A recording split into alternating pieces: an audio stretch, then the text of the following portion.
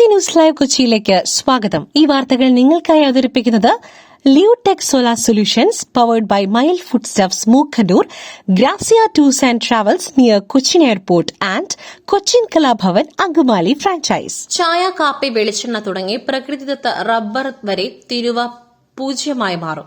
ഇന്ത്യ-US കരാറിൽ ലക്ഷ്യം $500 ബില്യൺ വ്യാപാരം. കേന്ദ്രമന്ത്രി പീയൂഷ് ഗോയൽ. ഇന്ത്യയും യുഎസും തമ്മിൽ $500 ബില്യൺ വ്യാപാരം ഓരോ വർഷവും ഉണ്ടാക്കുവാൻ ലക്ഷ്യമെന്ന് കേന്ദ്രമന്ത്രി പീയൂഷ് ഗോയൽ. $30 ട്രില്യൺ സാമ്പത്തിക വ്യവസ്ഥ നമ്മുടെ കയറ്റുമതിക്കാർക്ക് തുറക്കുന്നു. ഇന്ത്യ-US വ്യാപാര കരാർ ഭാവി മുൻനിർത്തി ഇന്നത്തെ ദിനം തങ്കലിപികളാൽ എഴുതപ്പെടുമെന്നും അദ്ദേഹം പറഞ്ഞു. ഇന്ത്യൻ ഉൽപ്പന്നങ്ങൾക്കുള്ള തീരുവ 25% നിന്നും 18% മാത്രമാക്കി കുറച്ചു. അത് മറ്റ് രാജ്യങ്ങളെ അപേക്ഷിച്ച് കുറവ്. സംയുക്ത പ്രസ്താവന പ്രതീക്ഷ നൽകുന്നത് കർഷക താൽപര്യങ്ങൾ പൂർണ്ണമായും സംരക്ഷിച്ചുവെന്നും അദ്ദേഹം പറഞ്ഞു. സുഗന്ധദ്രവ്യങ്ങൾ, ചായ, കാപ്പി, കൊപ്ര, വെളിച്ചെണ്ണ, അടയ്ക്ക, കശുവണ്ടി, പഴം, പേരയ്ക്ക, മാങ്ങ, കൈതച്ചക്ക, കൊക്കോ, സംസ്കരിച്ച ഭക്ഷണപദാർത്ഥങ്ങൾ തുടങ്ങിയവയുടെ തീരുവ 50% നിന്നും 0% മാറും. വിമാനഭാഗങ്ങൾ, യന്ത്രഭാഗങ്ങൾ, ഫാർമസ്യൂട്ടിക്കൽ, രത്നങ്ങൾ, പ്ലാറ്റിനം, കരകൌശല വസ്തുക്കൾ, ഉരുക്ക്, വില കൂടിയ ലോഹങ്ങൾ, ധാതുക്കൾ, പ്രകൃതിദത്ത റബ്ബർ എന്നിവയ്ക്കും തീരുവ 0% ആകും. ഇത് ബിസ്ക്കറ്റല്ല, സിനിമയാണ്. റിലീസ് ജോലി തീരുമ്പോൾ ക്ലാഷ് നോക്കിയല്ല അഭിനവ് സുന്ദർ നായിക്.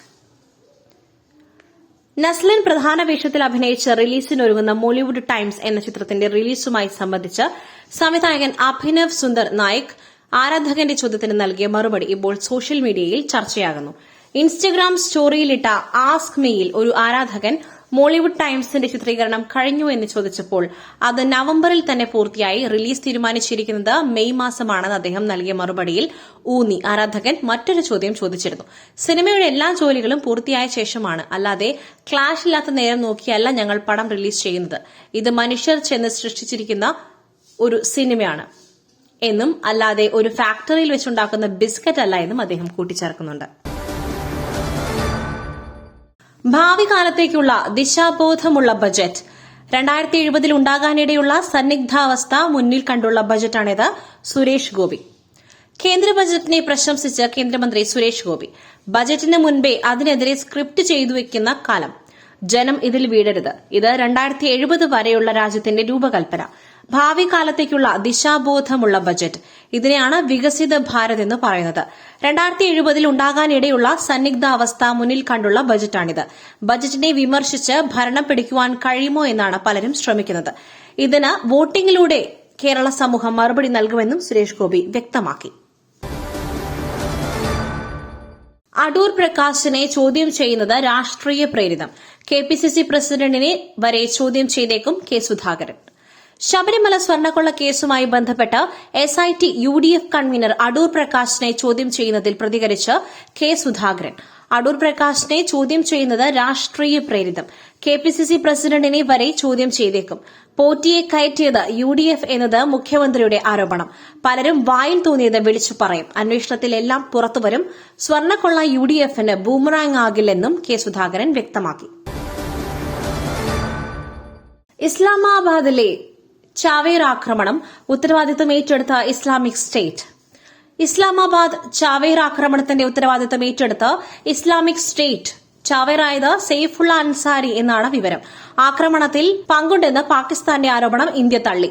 വാർത്താ ഏജൻസിയായ അമാഖിലൂടെയാണ് ചാവേർ ആക്രമണത്തിന്റെ ഉത്തരവാദിത്തം ഇസ്ലാമിക് സ്റ്റേറ്റ് ഏറ്റെടുത്തത്. പ്രത്യയശാസ്ത്രപരമായ എതിരാളികൾ എന്ന് വിശേഷിപ്പിച്ചവർക്കെതിരായ പ്രചാരണത്തിന്റെ ഭാഗമായാണ് ആക്രമണമെന്നും ചാവേർ സെയ്ഫുള്ള അൻസാരിയാണെന്നും ഇസ്ലാമിക് സ്റ്റേറ്റ്. ഇസ്ലാമാബാദിലെ ഷിയ പള്ളിയിൽ ഉണ്ടായ ചാവേർ ആക്രമണത്തിൽ 69 പേരാണ് മരിച്ചത്. 169 പേർക്ക് പരിക്കേറ്റിരുന്നു. ആക്രമണത്തിൽ ഇന്ത്യയ്ക്ക് പങ്കുണ്ടെന്ന പാകിസ്ഥാന്റെ ആരോപണം ഇന്ത്യൻ വിദേശകാര്യ മന്ത്രാലയം തള്ളി.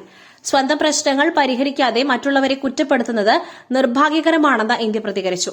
നടന്നത് ഹീനമായ പ്രവൃത്തിയാണെന്നും കുറ്റക്കാരെ നിയമത്തിന് മുൻപിൽ കൊണ്ടുവരുമെന്നും പാക് പ്രധാനമന്ത്രി ഷഹബാസ് ഷെരീഫ് പറഞ്ഞു.